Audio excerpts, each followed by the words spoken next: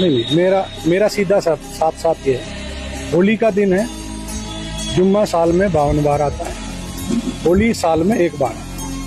मुस्लिम समुदाय के लोगों के यदि किसी को लगता है भाई आपको होली के रंग से आपका धर्म भ्रष्ट हो जाएगा या जो भी, तो वो उस दिन ना निकले। ভিডিওর শুরুতেই আপনারা একজন পুলিশ কর্মকর্তার বক্তব্য শুনেছেন। যারা হিন্দি জানেন তারা তো বুঝতে পেরেছেন, যারা হিন্দি না জানেন তাদের জন্য আমি একটু বলছি যে এই পুলিশ কর্মকর্তার নাম অনুজ চৌধুরী। তিনি উত্তরপ্রদেশের সাম্ভাল নামে একটি জায়গা আছে, তার সিও। এখন এই সিও কোন লেভেল জানা নেই।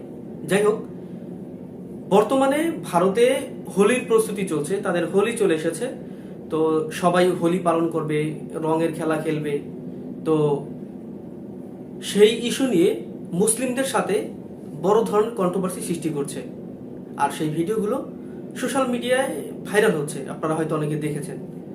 তো এই সিও তিনি বলছেন যে জুম্মার নামাজ বছরে 52 বার আসে, আর হোলি বছরে একবার আসে। তো হোলির দিন মনে হচ্ছে যে হোলির দিন কোনো শুক্রবার পড়বে খুব সম্ভবত। সেজন্য তিনি বলছে যে হোলির দিন জুমার নামাজ পড়তে মুসলিমরা বাইরে বের হবে না, তারা ঘরে বসে পড়বে। হ্যাঁ, যাতে হোলিতে কোনো গন্ডগোল সৃষ্টি না হয়, কোনো সেখান থেকে কোনো দাঙ্গার সৃষ্টি না হয়। সেজন্য তিনি মুসলিমদেরকে বলছেন উদ্দেশ্য করে যে আপনারা হোলির দিনে জুমার নামাজ ঘরে বসে পড়বেন, কারণ 1 বছর অপেক্ষা করার পর হোলি আসে, আর জুমা প্রতি সপ্তাহে আসে, আর বছরে 52 বার আসে। তো এই বক্তব্যের তিনি যে বক্তব্য দিয়েছেন, এই বক্তব্য নিয়ে কন্ট্রোভার্সি সৃষ্টি হয়েছে। এই বক্তব্যকে কেউ বলছেন যে তিনি কিভাবে এই ধরনের বক্তব্য দিতে পারলেন একজন পুলিশ কর্মকর্তা হয়ে। আবার সরকার দলের বর্তমান যে সরকার আছে সেই সরকার দলের বড় বড় নেতাকর্মীরা, বিশেষ করে যোগী আদিত্যনাথ, তিনি বলছেন যে তিনি যা বলছেন ঠিক বলছেন, মানুষ বুঝতে ভুল করছে। ওই পুলিশ কর্মকর্তা আরো বলছেন যে যদি কেউ বের হতে চায়, তাহলে তো তার মন মানসিকতা এমন হতে হবে যে তাকে রং লাগাবে কিন্তু সে সেটাতে মাইন্ড করবে না। চিন্তা করেন যে একজন পুলিশ কর্মকর্তা, তার বলা উচিত ছিল যে হোলি আসতেছে, নামাজও হবে, হোলিও হবে, এবং সেইখানে যাতে কোনো দাঙ্গা সৃষ্টি না হয় সেটা দেখার দায়িত্ব কিন্তু তাদের, এই পুলিশ কর্মকর্তার। বা সেখানে যে লোকজন আছে তাদেরকে বোঝানো কিন্তু তার দায়িত্ব ছিল। তিনি সেটা না করে তিনি একটি পক্ষ নিয়েছেন, হিন্দুদের পক্ষ নিয়ে তিনি মুসলিমদেরকে দাবিয়ে রাখার চেষ্টা করছেন। তার এই বক্তব্যের জের ধরে পুরো মহল গরম হয়ে গেছে ভারতে। বিভিন্ন সোশ্যাল মিডিয়াতে এক একজন এক এক ধরনের রিয়াকশন দিচ্ছে। তো এইভাবে মহল গরম প্রতিদিনই হয় বিভিন্ন ইস্যু নিয়ে। গদিম মিডিয়াগুলো তো আছেই, তারা কোনো একজন নেতাকর্মী মুসলিমদের বিপক্ষে বক্তব্য দেয়, কট্টরপন্থী বক্তব্য দেয়, এবং সেটাকে ডিফেন্ড করে নিউজ চ্যানেল সুন্দর করে আপনাকে মাইন্ড ওয়াশ করে বুঝাবে যে সে যেটা বলেছে সেটা ঠিক আছে, আপনারা বুঝতে ভুল করছেন। শুধু এই ঘটনাই না, চ্যাম্পিয়ন্স ট্রফির ফাইনাল হয়েছে, ভারত জিতেছে, সেটা নিয়েও দাঙ্গা হয়েছে, এবং যারা দাঙ্গা শুরু করেছে তাদেরকে শাস্তি না দিয়ে শাস্তি দিচ্ছে মুসলিমদের। একটি ভিডিও ফুটেজ আপনাদেরকে দেখাচ্ছি আমি। এটা উত্তরপ্রদেশের চ্যাম্পিয়ন্স ট্রফির জেতার কারণে ভারতীয়রা তারা খুশিতে আত্মহারা হয়ে তারা র্যালি নামিয়েছে। ভালো কথা, সব দেশেই র্যালি নামায় দল জিতলে। র্যালি নিয়ে যাচ্ছে মসজিদের সামনে দিয়ে, তাও ভালো কথা।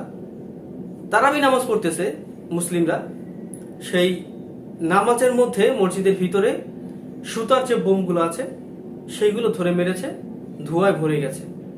কি হয়েছে, মুসলিমরা সবাই বাইরে বের হয়েছে, র্যালি যাচ্ছে, এবং সেই সাথে সাথে র্যালির ভিতর থেকে আবার যে উগ্র হিন্দুত্ববাদীরা আছে তারা বিভিন্ন ধরনের স্লোগান দিচ্ছে উস্কানিমূলক। তো নামাজের থেকে লোক বের হচ্ছে, এদিকে র্যালিও যাচ্ছে, র্যালিও আবার ওখানে দাঁড়িয়েছেও। তো তাদের মধ্যে ক্লাশ সৃষ্টি হয়ে গেছে, তাদের মধ্যে দাঙ্গা সৃষ্টি হয়ে গেছে। সেই দাঙ্গায় মিডিয়া চ্যানেলগুলো, যে নিউজ চ্যানেলগুলো আছে, তারা গোল চিহ্ন দেখিয়ে, তারপর হচ্ছে তীর মার্ক দেখিয়ে তারা দেখাচ্ছে যে কারা দাঙ্গা করছে। এই যে মসজিদ থেকে বেরোচ্ছে, তারা দাঙ্গা করছে, তারা নারা লাগাচ্ছে, এটা বলে বলে পুলিশ অ্যাকশন নিচ্ছে, মুসলিমদেরকেই ধরছে। এরপরে আরেকটি ভিডিও দেখেন, উত্তরপ্রদেশেরই বিভিন্ন জায়গায় এই মসজিদগুলো ঢেকে দেওয়া হচ্ছে। উদ্দেশ্য একটাই, হোলি আসতেছে, মসজিদের গায়ে যেন কোনো রং না লাগে, সেখান থেকে কোনো দাঙ্গার সৃষ্টি না হয়, সেই জন্য এগুলো ঢেকে দেওয়া হচ্ছে। আর তারা বলছেন, এটা সুন্দর করে বোঝাচ্ছেন, এই যে ঢেকে দেওয়া হচ্ছে, এটা যে অন্যায়, একটা যেখানে সবাই সমান, এমন একটা দেশে যখন আপনি বাস করবেন, রিপাবলিক, হ্যাঁ, যেখানে সংবিধানে দেশ চলে, সেই জায়গায় সবাই সমান, মন্দিরও থাকবে, মসজিদও থাকবে, কোনো ধর্মীয় প্রতিষ্ঠান ঢাকা হবে না, হ্যাঁ, বা কাউকে একতরফা ভাবে দেখা হবে না। এইরকম জায়গায় সেখানে শুধু মসজিদগুলো ঢেকে দেওয়া হচ্ছে। টিভি চ্যানেলগুলো বোঝাচ্ছে যে ঢেকে দিচ্ছে, ভালোর জন্য ঢেকে দিচ্ছে, যাতে কোনো রং না লাগে, এটা নিয়ে কোনো বিবাদ সৃষ্টি না হয়, এই জন্য ঢেকে দেওয়া হচ্ছে। তারা বুঝাচ্ছে, যদি একই কাজ যদি মুসলিমদের কোনো ঈদ কুরবানিতে যদি হতো, যে মন্দির ঢেকে দেওয়া হচ্ছে, তাহলে বুঝতে পারছেন এটা নিয়ে কি হতো। বাংলাদেশের অভ্যন্তরীণ ইস্যু নিয়ে সবসময় তারা কথা বলে। আমাদের কলকাতার দাদাবাবু দিদিবাবুরা তো আছেনি, টিভি চ্যানেলগুলো তো আছেই, হ্যাঁ। কয়েকদিন আগে আপনারা দেখেছেন, যখন সরকার পরিবর্তন হয়েছে, তাদের ফেভারিট সরকার যখন চলে গেছে, তখন দেখেছেন কি পরিমাণ প্রোপাগান্ডা। 24 ঘন্টা তা এই নিউজ চ্যানেল করেছে, প্রোপাগান্ডা ছড়িয়েছে। সেই সাথে সাথে সরকার দলের বড় বড় নেতাকর্মীরা, মমতা বন্দ্যোপাধ্যায়, সে কিভাবে এই কথাটা বলতে পারলো যে শান্তিরক্ষা মিশনের লোক এখানে আসা উচিত। চিন্তা করে দেখেছেন, এই পর্যায়ে তারা প্রোপাগান্ডা ছড়িয়েছে। থ্যাঙ্কস গড যে তাদের এই প্রোপাগান্ডায় কান দেয় নাই বিদেশিরা বা বড় বড় সংস্থা, তারা কান দেয় নাই, তারা জানে যে ওখানে কি হয়েছে। এই মাত্রার প্রোপাগান্ডা বাংলাদেশকে নিয়ে তারা ছড়ায়, এবং সেইখানে যে প্রতিদিন মুসলিমরা নিপীড়িত হচ্ছে, মুসলিমদের মসজিদ ভেঙে দেওয়া হচ্ছে, নামাজে বাধা দেওয়া হচ্ছে, তাদেরকে দেখে জয় শ্রীরাম নারা লাগানো হচ্ছে, মসজিদের সামনে গিয়ে নাচানাচি, ঢোলাঢুলি, ডিজে বাজানো হচ্ছে, এমন কোনো একটি ঘটনা দেখান বাংলাদেশে হয়েছে কিনা।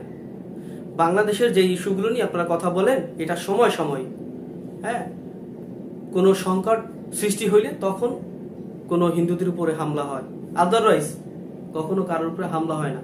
আর তখন শুধু হিন্দুদের উপরে হামলা হয় না, তখন মুসলিমদের উপরেও হামলা হয়। সরকার পরিবর্তনের সময় হাজারো আওয়ামী লীগের উচ্চ পদস্থ থেকে নিম্ন পদস্থ নেতাকর্মীদের বাড়িঘরে আগুন দেওয়া হয়েছে, পুড়িয়ে দেওয়া হয়েছে, হ্যাঁ। তখন কিছু আওয়ামীপন্থী হিন্দুদের বাড়িঘরেও আগুন দেওয়া হয়েছে, এটা স্বাভাবিক।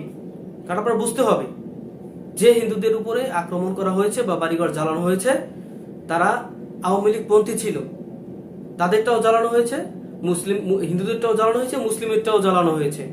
এমনটি নয় যে শুধুমাত্র হিন্দুদেরটা জ্বালানো হয়েছে।